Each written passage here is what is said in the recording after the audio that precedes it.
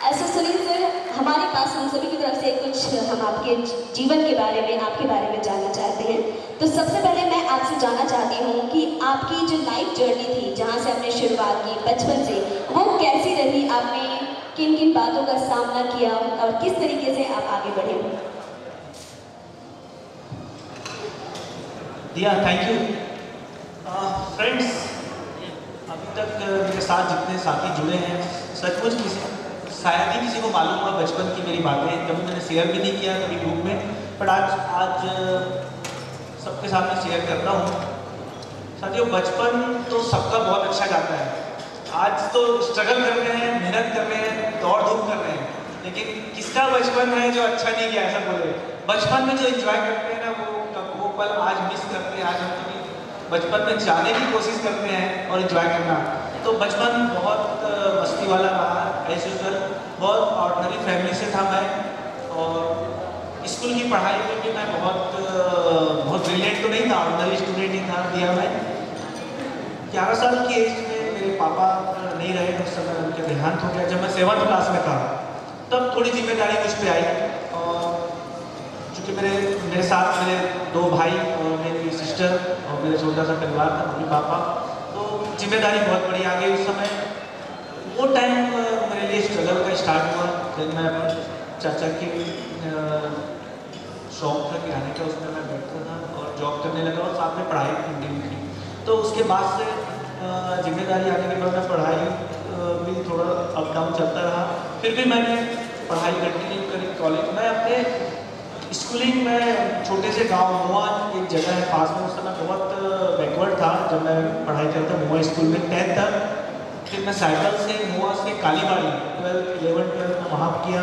तो 1 घंटे मुझे लगता था साइकिल से जाने में, फिर 1 घंटे वहाँ से आने में। फिर मैं बाकी टाइम मैं अपने चाचा के साथ बैठता था दुकान में। ऐसा 12th तक कॉलेज भी मैं साइकिल से किया और बस ऐसा ही निकलते गया। मतलब कम उम्र में आपके ऊपर जिम्मेदारियां बहुत सारी आ गई थी। जैसा मुझे पता चला है, हम सभी जानते हैं कि कॉलेज के वक्त में आप बेरोजगारी के दौर से गुजर रहे थे। तो आपने अपनी जीवन का सबसे पहला काम क्या किया था एज ए एम्प्लॉय? दिया, कॉलेज करते मुझे 1993 की बात है, जब मैं फाइनल ईयर मेरा रनिंग था। उस समय मैं दुकान में चाचा के साथ भी पार्ट टाइम बैठता था और पढ़ाई भी कंप्लीट कर रहा था। उस समय मुझे लगा कि मेरी जिम्मेदारी ज़्यादा थी और मेरे परिवार की इनकम उससे नहीं चल पा रहा था जो मैं काम कर रहा था उस समय। उस समय होता कि वो मेरे चाचा की दुकान में एक LIC के डेवलपमेंट ऑफिसर रेगुलर आते थे। वो मेरे चाचा को अप्रोच कर रहे थे कि LIC की एजेंसी आप ले लो, बहुत अच्छा है, बहुत अच्छी इनकम होगी। मेरे चाचा हमेशा टालते रहते थे उनको। वो उस समय याद है, मैं उनको देखते रहता था, हमेशा उनको टालते थे और इग्नोर करते थे। अभी बाद में बताऊँगा, देखूँगा। अब होता क्या था, चाचा एक दिन वो बड़े अधिकारी को, अपने ऑफिसर को लेके आ गए। बोले आज तो हमारा टारगेट है, कुछ टारगेट अगर रहा होगा एजेंसी देने का। तो मेरे चाचा को बहुत प्रेशर किए। चाचा टालने के लिए क्या किए, ये मेरा भतीजा है, अब इसका डिटेल ले लीजिए, इनको एजेंसी दे दो। उस समय तो क्या होता था, 15 रुपये का कोई चालान जमा करो, कोई इंटरव्यू नहीं, कोई एग्ज़ाम नहीं होता था, एजेंसी मिल जाती थी। तो मेरे अधिकारी बोले नहीं, ये तो आप टालने के लिए आप अपने भतीजे को ला रहे हो, ऐसा नहीं चलेगा। फिर भी मेरे चाचा फोर्स करके मेरे नाम से एजेंसी लगा रहा और मुझे कुछ भी नहीं आता था, LIC का L भी नहीं मालूम था। फिर मैंने चाचा के कहने पे मैंने उस पर दस्तखत कर दिया फॉर्म में। LIC वाले भी टाल के चले गए, आगे तो कुछ कर नहीं पाएगा। अब हुआ क्या, जब देखे कि चाचा ने मेरे की टाल मटोल कर दिया, तो मेरे को एक दिन उन्होंने बुलाया LIC ऑफिस में, कुछ तुमसे ही कुछ काम ले सकते हैं क्या, देखते हैं। लेकिन अगर कोई बोल भी नहीं पा रहा है कभी, मुझे वाकई मैं बहुत हेजिटेट होता था, उसमें बात भी बहुत अच्छे से नहीं कर पाता था। फिर भी मेरे डेवलपमेंट ऑफिसर ने मुझे इन्वाइट किया, तो मैं मूवमेंट कुछ कर सकता हूँ क्या। अभी हुआ क्या, अब मुझे दौड़ना था और मुझे उन्होंने बताया कि इसमें पैसे कैसे कमा सकते हैं, क्या काम कर सकते हैं। वो मेरे लिए मेरा बस एक विज़न था कि मुझे पैसे कमाना है, बिकॉज मेरी जिम्मेदारी नहीं थी और मेरे पास उस समय कुछ दिख भी नहीं रहा था क्या अर्निंग के लिए क्या होना चाहिए। फिर मैंने वो उस टाइम में 93 की बात है, जब मैं बोले तुम्हारे पास जो जो जान पहचान के लोग हैं, तुम्हारे रिश्तेदार हैं, तुम्हारे दोस्त यार, उनकी लिस्ट बनाओ और आप मूवमेंट करो। तो मैंने उस 2-1 महीने में 2 पॉलिसी सेल की, बहुत मेहनत करके।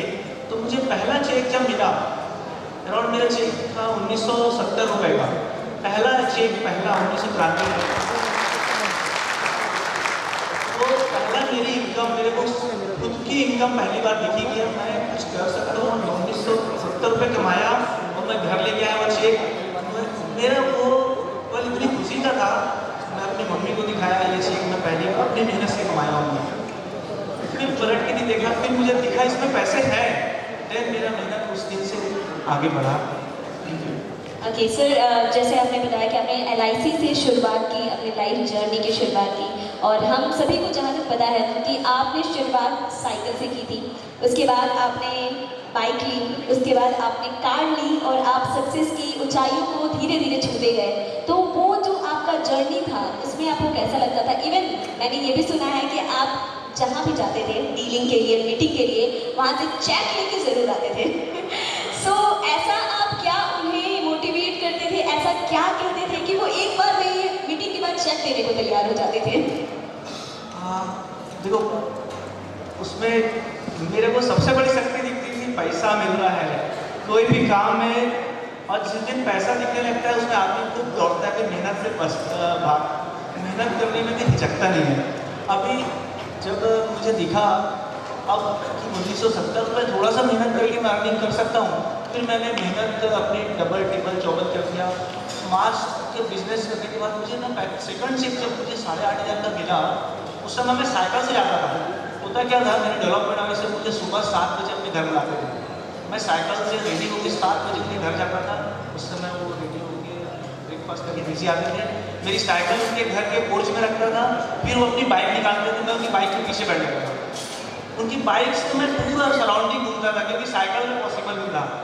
ऐसा स्टार्ट किया, और जब उनके साथ 3, 4, 5 घंटे घूम के कुछ बिजनेस कर पाता था, ऐसा करते करते 1 डेढ़ महीने बिजनेस के मार्च क्लोजिंग आया। अप्रैल में मुझे 8,500 का चेक बना। वो 8,500 रुपये का चेक मुझे मिला। वो बोले सुनील ये तुम्हारी मेहनत है। मतलब सर मैं आपके पीछे ही बैठा था, मेहनत तो आपकी है, मैं तो बस आपको लेके जा रहा था इधर उधर। बट उनकी बातें, जो उनकी कन्विंसिंग स्टाइल, वो मैं सुनता रहता था, बिकॉज मुझे नहीं आता था उस समय कुछ भी, और वो कैसे कन्विंस करते हैं देखा। जब उन्होंने फिर मुझे 5,000 रुपये उधारी दिया, ऐसा 12,500 रुपये में मैंने सेकंड हैंड बाइक, पहली बाइक 1993 अप्रैल मई में लिया मैंने। वो सेकंड हैंड बाइक लेने के बाद मुझे खुशी का ठिकाना नहीं था। मेरे उस उम्र में, मैंने उस समय उम्र मेरी 21 साल की थी, बाइक मेरे हाथ में आ गया तो खुशी का ठिकाना नहीं, क्योंकि मेरे लिए बहुत बड़ी बात थी और मेरे लिए बहुत बड़ा अचीवमेंट था। मेरे परिवार में, मेरे समाज में सुनील बाइक ले लिया, क्योंकि सब बहुत उस समय लोग गए थे, हम लोग पूरा परिवार भी, समाज भी ऐसा। तो ये फिर उसके बाद मैंने जब मेरा विजन बढ़ गया, अब बाइक से मैं 10 गुना ज़्यादा मेहनत करने लगा। 2-3 साल मेरा ऐसे निकला। मैं थोड़ा और शेयर करूँगा। मैं हुआ क्या, जब मैं ऑफिस जाता था, वहाँ देखता था, जैसे हमारे ऑफिस में आज लगता है ना परफॉर्मेंस लिस्ट लगता है, मेरिट लिस्ट, तो उसमें जब दूसरों का नाम देखता था तो मुझे बड़ी जलन होती थी। मेरा नाम तो कहीं दूर दूर तक नहीं है, बिकॉज और जिनका नाम था वो ऐसा पूछ ऐड के ऐसे इंटर करते थे, जब उनको देखता था यार ये तो बहुत बड़े बड़े लोग हैं, बहुत बड़ा काम है इनका सब से। और मैं बात करने में उनसे हिचकता था, यार इतने बड़े लोग हैं, मैं इनसे कैसे बात करूँ। तो मैं अपने डेवलपमेंट ऑफिसर बोलता सर इनसे मेरे को मिलवाइएगा, सेकंड करना है मुझे, इनके साथ हाय हेलो तो करवाइएगा, उनसे पूछूँ कैसे इतना बड़ा बिजनेस करते हैं। मैं वो रोज आके ना ऑफिस में देखता था मेरिट लिस्ट, कभी मेरा नाम आएगा कि नहीं इसमें। वो विज़न लेके मैं आगे बढ़ा, बाइक में खूब मेहनत किया, और 1 साल में मैं अपना मेरिट लिस्ट में, ब्रांच के मेरिट लिस्ट में नाम लगा अपना लाया। वो मेरे लिए बहुत बड़ा अचीवमेंट था। उसके बाद मैं पलट के नहीं देखा। दूसरे साल, तीसरे साल डिवीज़न लेवल पे मैं अपना मेरिट लिस्ट में नाम लाया, फिर जोनल लेवल पे मेरिट लिस्ट में अपने को देखा कि मैं बोला अब हर साल मैं अपना विज़न लेके चलता था। तो 96 की बात है, 96 लास्ट में जब मैं जोनल लिस्ट में, मेरी शादी भी उस समय फाइनल हो गई थी।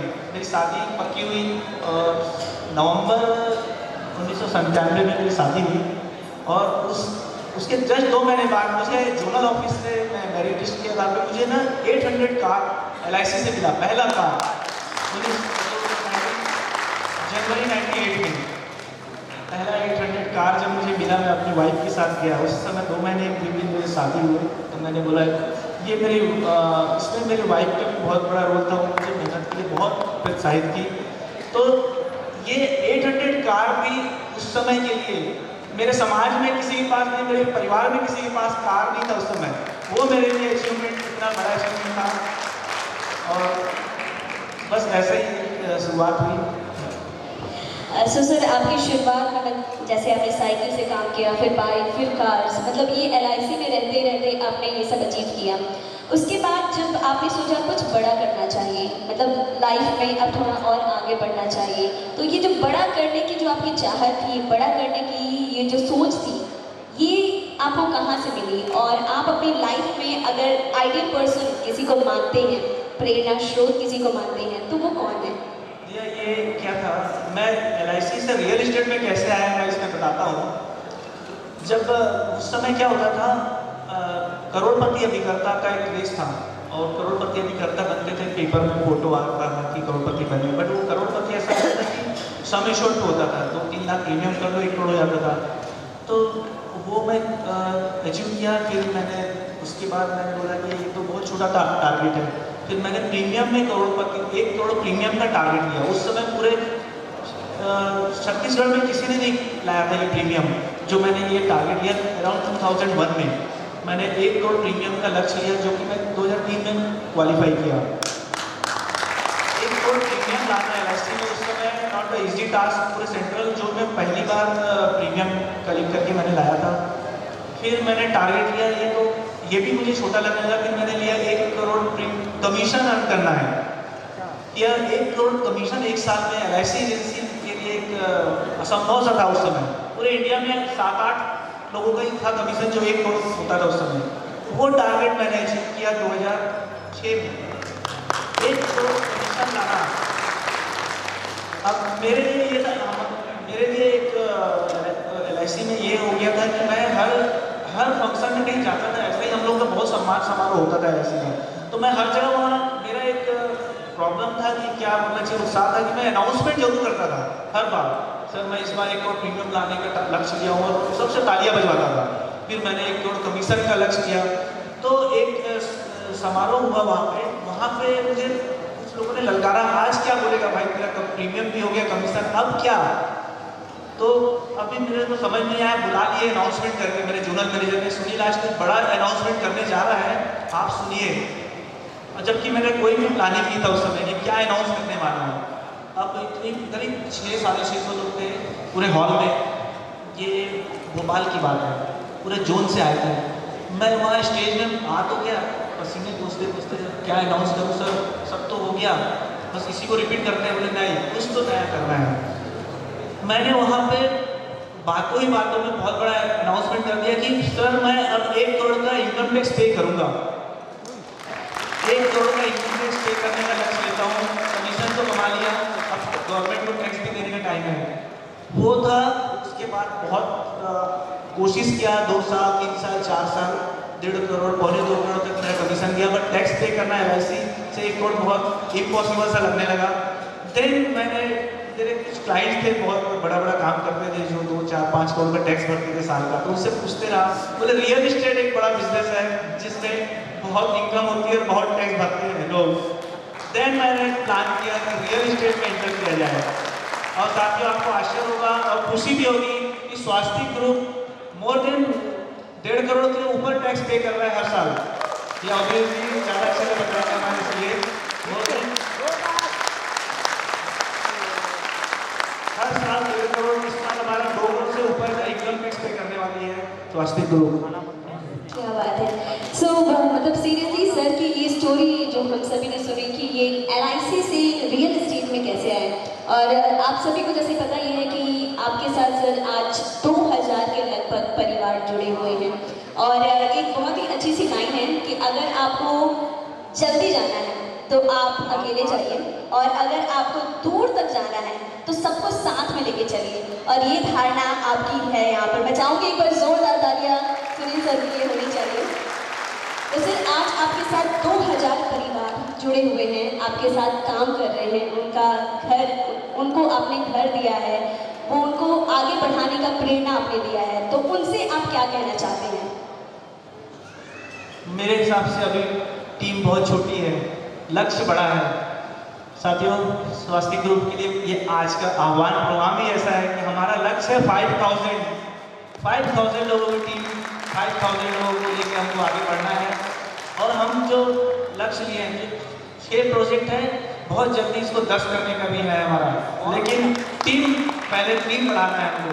साथियों, 2000 में हमने 2000 लोग टीम के साथ अभी आगे बढ़ रहे हैं। इस साल हमने ये विजन लिया है कि इसको 5000 हम लेके जाएंगे। आज राजेश अग्रवाल जी ने एक चैलेंज कर दिया, उनको सुन के मुझे अच्छा लगा।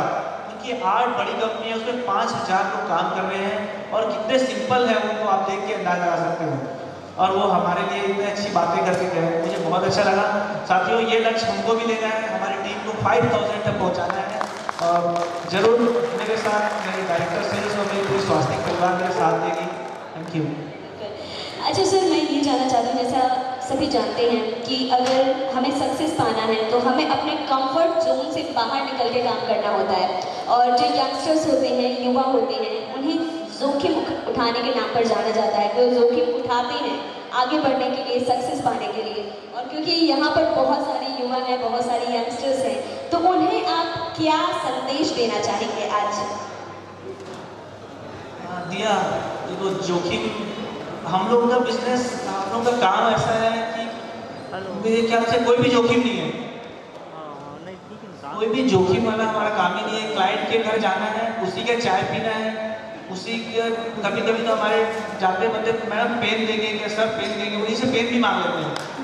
और फॉर्म भरते हैं, बस ये प्लॉट आपके नाम हुआ, ये घर आपके नाम हुआ, चेक उनसे लेके आना है। तो हम लोग के बिजनेस में हमारी सेल्स टीम या हमारे कोई भी जोखिम वाला काम नहीं है, सिर्फ जोश और जुनून वाला काम है, जिससे जो भी लक्ष्य है पा सकते हैं। एक जोखिम की बात करके तो मैं एक शेयर करना चाहूँगा। जब मैं LIC में था साथियों, उस समय 2003 की बात है, ये एक न्यू जीवन श्री पॉलिसी लॉन्च हुई थी। तो मेरे लिए एक चैलेंज वाली बात हो गई थी। लोग बोले कि पहली पॉलिसी कौन सेल करेगा। ये लॉन्चिंग मुंबई में हो रहा था, वहाँ लॉन्चिंग वहाँ के चेयरमैन कर रहे थे। तो मैं एक दिमाग लगाया कि अब पहली पॉलिसी मुझे यहाँ बेचना है। और किसी, जब पॉलिसी बहुत बड़ी, जीवन श्री पॉलिसी 5 लाख की, उस समय 2003 में 5 लाख की पॉलिसी बहुत बड़ी होती थी। उसके लिए कोई सेलिब्रिटी ले सकता है वो पॉलिसी, ऐसा था, कोई नॉर्मल व्यक्ति को नहीं। तो मैं टारगेट किया किससे मिला जाए। तो दिमाग आया कि यार जिससे आज तक मुलाकात भी नहीं किया हूँ मैं, और जिसको देखा भी नहीं, उनसे मिला। मेरे टारगेट में थे उस समय बृंदावन अग्रवाल जी मिनिस्टर थे, शायद आई थिंक गृह मंत्रालय उनके पास था। तो वो पॉलिसी का बैनर वगैरह हम मैं लिया ऑफिस से, और मेरे डेवलपमेंट ऑफिसर और 4-5 भीड़ बढ़ाने के लिए हमने चले गए उनके पास। 12 बजे गए, उनके PA बोले अभी नहीं मिलेंगे, 3 बजे मिलेंगे सर। हमने और थोड़ी सी तैयारी की, रेपर वगैरह लगाया भूषण में, और 3 बजे, करीब 3 बजे हम लोग 8-10 लोग ग्रुप बना के एक बैनर लेके चले गए। और उन्होंने टाइम दिया, बोले सर आपके हाथों से हमको एक पॉलिसी लॉन्चिंग कराना है, जो सेंट्रल इंडिया की one of the best policy है, सबसे बड़ी पॉलिसी है। उन्होंने, वो भी खुश, मीडिया वगैरह सब उनके पास था, उन्होंने कैमरा वगैरह सब लेके चले गए वहाँ पे। अब उनको उन्होंने बढ़िया माहौल तैयार किया। फिर हमने पीछे बैनर लगा के उनसे रिबन कटवाया, और अच्छे से रेपर वगैरह खुलवाए, और तालियाँ बजी, फोटोकॉपी हुई। सर ये तो सब बहुत अच्छा हो गया, पहली पॉलिसी भी आपके हाथों ही होनी चाहिए और आपकी होनी चाहिए। और वहाँ पे वो कुछ बोल नहीं पाया, काफ़ी भीड़ थी, और मुझे कहाँ साइन करना है बताओ, बस एक ही वर्ड था उनके पास, सर साइन भी कर रहे। इमीडिएट उन्होंने 36,000 का चेक भी बनवाया अपने PA से। तो ये उस दिन मेरे लिए चैलेंज था, जबकि ऐसा कोई प्लानिंग नहीं था, कोई मिनिस्टर से पॉलिसी लॉन्चिंग वगैरह कुछ नहीं था, बस मुझे सेल करना था पॉलिसी। ये पूरी प्लानिंग करके हमने गए। तो साथियों, कोई भी काम असंभव है नहीं। अगर आपने, राजेश जी ने बताया, अगर आपका निष्ठा और आपने मन में ठान लिए तो डेफिनेटली कुछ भी प्लानिंग कर सकते हैं, कुछ भी टारगेट ले सकते हैं। Thank you. क्या बात है, मतलब आपने ब्रिजमोहन सर को बुलाया रिबन कटवाने के लिए और साथ ही साथ पॉलिसी भी भेज दी। इसे कहते हैं कि सेल्समैन वो होता है प्योर जो एक गंजे को भी कंघी बेचते हैं। क्या बात है सर। और सर ये तो सारी पॉजिटिव बातें हो गई, एक छोटी सी नेगेटिव बात जो हमें सुनने को मिली है आपके बारे में, उसके बारे में पूछना चाहूँगी मैं। एक्चुअली हमने सुना है कि आप लोगों की नौकरी छुड़ा देते हैं। तो इसके बारे में क्या कहना चाहेंगे आप? मैं कुछ जगह गया, मुझे मैं पूछा सैलरी क्या है, वो बोले यार मेरी सैलरी 22,000 है, भाई बहुत अच्छा परिवार मैनेज हो रहा है। और मतलब 22,000 में 22,000 हमारे, मैं एक दिन ऑफिस बुलाया, मतलब 22,000 हमारे टीम के एक दो लोग से मिलवाया, इतना पेट्रोल खर्चा है। अब बताओ कैसे परिवार को आप मैनेज कर रहे हो। कन्विंस किया भाई हमारे कंपनी में आइए, यहाँ 2 लाख 2.5 लाख आपका, आप चेक अपने हाथ से भरिए, टारगेट ये है। तो हमारे धीरेश वर्मा जी है, देखिए वो हंस के बता रहे हैं ये बात। तो फ्रेंड्स, मैं नौकरी छुड़ाने का काम नहीं करता, उनको अपग्रेड करने का काम किया हूँ। ये थैंक यू। ओके, सो मतलब आपने लोअर से उठाकर अपर में लाने का आपने प्रयास किया, सो लवली। और सर जैसे हम सभी जानते हैं कि आप एक ऐसे पॉइंट पर आ चुके हैं, आपने उस सक्सेस की ऊंचाई को पाया है जहां पर आप जो चाहे वो खरीद सकते हैं। कहते हैं ना कि अमीर इतने बन जाओ कि महंगी चीज़ भी सस्ती लगने लगे। तो ऐसा आपके साथ अभी है, तो यहीं पर आप थमने वाले हैं या लाइफ में और कुछ पाने की इच्छा रखते हैं आप, या और कुछ पाने की चाहत है आप में? या अभी तो एक कहावत है ना, अभी तो लड़ाई है, आगे बहुत बड़ी लड़ाई है। साथियों, स्वास्थ्य अभी तो शुरुआत किया है, अभी तो बच्चा है छोटा सा, ये अभी बहुत जल्दी बहुत यंग मैन होने वाला है और बहुत बड़े बड़े हमारे प्रोजेक्ट आने वाले हैं। खूब मेहनत करना है, खूब अपॉर्चुनिटी है रायपुर शहर में। हमने बहुत बड़ा ठान लिया, हमारे पार्टनर नरेंद्र अग्रवाल जी और मैं मिलके, हम लोग का विजन बहुत बड़ा है। हमारी जैसे आपने टीम बनाएंगे 5,000 लोगों की, तो डेफिनेटली मुझे प्रोजेक्ट भी वैसे लाने हैं। हमने 2025 तक 100 प्रोजेक्ट लाने का विजन लिया है, टारगेट। तो हमारा विजन और 100 प्रोजेक्ट लाने के लिए और सेल करने के लिए 5,000 लोगों की टीम चाहिए। तो हम तो अभी शुरुआत की है, बहुत आगे बढ़ने वाले हैं। Thank you. ओके, तो मतलब अभी तो नापी है कुछ गज जमीन, अभी तो पूरा का पूरा आसमान बाकी है। So lovely. सर जैसे बहुत सारे परिवार आपके साथ जुड़े हुए हैं, आज बहुत सारे लोग यहाँ पर बैठे हुए हैं, बहुत सारे लोगों ने स्वास्थ्य ग्रुप में काम करके अपने लिए घर बनाया है, यानी आपके थ्रू उन्हें घर मिले हैं। और हम सभी को पता है कि आपका भी एक सुखी परिवार है। तो मैं लास्ट में यही जानना चाहूँगी आपके परिवार के बारे में, शायद बहुत कम लोग होंगे जिनको पता भी होगा और कुछ लोगों को नहीं पता है, तो अपने परिवार के बारे में कुछ बताएं प्लीज़। सबसे पहले तो मेरा बहुत बड़ा परिवार है, छोटा नहीं है। स्वास्थ्य परिवार बहुत बड़ा परिवार मेरा है, मेरे साथ है जो, और मेरा छोटा सा परिवार जो मेरी वाइफ, मेरी बिटिया, मेरा बेटा है, छोटा भाई है, मेरी माँ है, हम सब पूरा एक कह सकते हैं कि एक स्वास्थ्य परिवार का एक हिस्सा है और हमेशा समर्पित है मेरा पूरा परिवार मेरे लिए। आप किसी को देखेंगे नहीं देखेंगे कि कोई दूसरा बिजनेस में ध्यान दे, पूरे स्वास्थ्य में समर्पित है। मेरी वाइफ मुझे बहुत सपोर्ट करती है, मेरी मम्मी मेरे साथ है। तो ये विजन लेके चल रहे हैं हम कि हम लोग बहुत आगे बढ़ रहे हैं। और इसमें देखिए, अगर परिवार साथ हो ना तो हर चीज़ मुमकिन है। और हमेशा आदमी को अगर परिवार उसके सपोर्ट करता है तो उसका 10 टाइम्स उसका जोश और जुनून बढ़ जाता है। तो परिवार का साथ बहुत डेफिनेटली ज़रूरी है और मेरे पार्टनर नरेंद्र अग्रवाल जी के साथ हैं, तो हम 10 टाइम्स हमारा विज़न लेके चल रहे हैं। मतलब आपके जीवन में ऐसा है कि कहा जाता है ना कि हर एक सफल व्यक्ति के पीछे एक औरत का हाथ होता है, तो क्या आपकी ज़िंदगी में भी फॉलो हुआ है कि आपकी सफलता के पीछे किसी का हाथ रहा हो? जब मुझे कार की चाबी मिल रही थी तो 98 में, तो शादी हुए 2 महीना भी नहीं हुआ था, और जब मुझे ऑफर आया वहाँ से कि आप कार के लिए टाइटल हो गए हो। 800 ही कार सही, लेकिन कार मेरे लिए उस समय बहुत बड़ा था वो। तो मैं उस समय ही वाइफ को जाके बोला कि यार तू मेरा तेरा कदम मेरे घर में और मेरी तरक्की तेरे हाथ में। तो उसके बाद मैंने पलट के नहीं देखा। डेफिनेटली उसका सपोर्ट और आप जो कह रहे हो 100% ट्रू है। Thank you sir. और सर बस आखिरी सवाल और आपसे मैं पूछना चाहूँगी, इसके बाद मैं आपको फ्री करूँगी। जैसे स्वास्थ्य ग्रुप यहाँ पर पूरा का पूरा परिवार है, तो सभी जानना चाहते हैं कि आपका स्वास्थ्य ग्रुप के लिए अगला प्लान क्या है, क्या सोच रहे हैं आप आगे, कुछ नया क्या प्लान कर रहे हैं?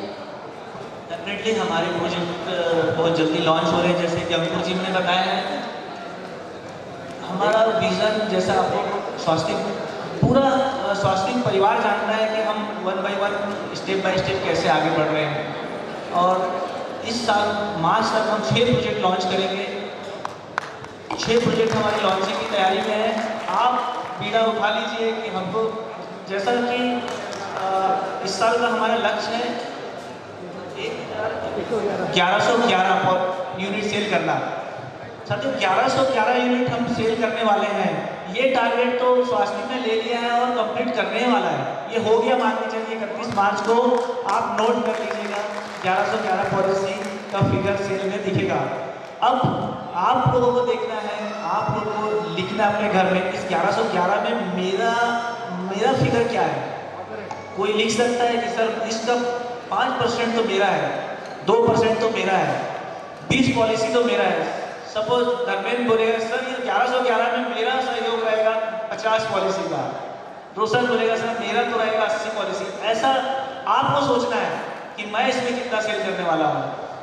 तो हम 1111 100% पहुँचने वाले हैं और पहुँच जाएंगे। Thank you so much sir, बहुत ही अच्छा लगा आपसे बात करके और काफ़ी कुछ जानने को मिला हमें, काफ़ी कुछ प्रेरणा मिली आपसे हमें। सो वी होप कि आप यूं ही आगे बढ़ते रहें और कई परिवार और आपके साथ जुड़ने वाले हैं, तो सबके साथ आप सक्सेस की ऊंचाई को पाएं। Thanks a lot. मैं एक बार एक आह्वान करने जाऊंगा, जोरदार आप साथ दें। स्वास्थ्य है तो थैंक यू सो मच।